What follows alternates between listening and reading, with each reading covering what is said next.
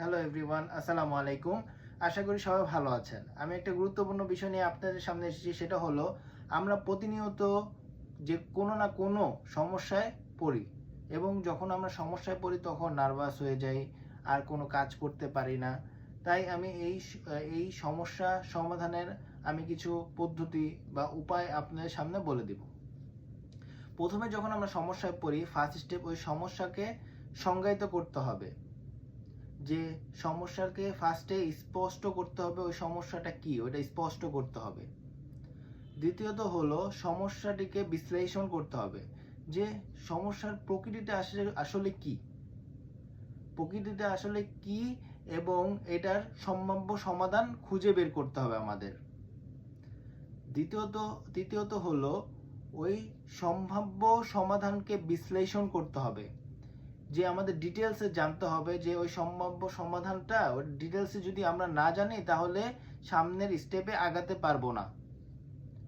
চতুর্থ হলো বিকল্প সমাধান রাখতে হবে।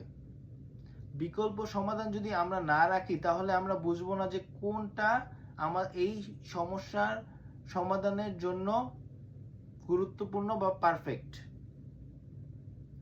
পঞ্চম হলো বেস্ট বিকল্পটাকে নির্বাচন করতে হবে, যেটা এই সমস্যার জন্য উপযুক্ত। সেই বিকল্পগুলোর মধ্য থেকে আমাদেরকে বাছাই করতে হবে।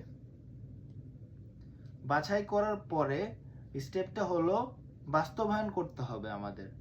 যে আমি বাছাই করলাম, যে সবগুলো থেকে যাচাই করে বাছাই করলাম, কিন্তু আমি বাস্তবায়ন করলাম না, তাহলে কিন্তু সমস্যাটা সমাধান হবে না।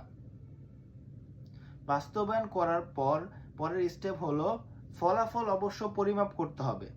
আমি বাস্তবায়ন করলাম, অ্যাপ্লাই করলাম এই সমাধানটা, কিন্তু ফলাফল আসার পর আমরা পরিমাপ করলাম না, সেটা কিন্তু হবে না। আমাদের অবশ্যই ফলাফলটা পরিমাপ করতে হবে, তাহলে বোঝা যাবে যে এটা সমস্যার সমাধানটা উপযুক্ত হয়েছে কিনা। আশা করি সবাই বুঝতে পেরেছেন। ধন্যবাদ। আসসালামু আলাইকুম।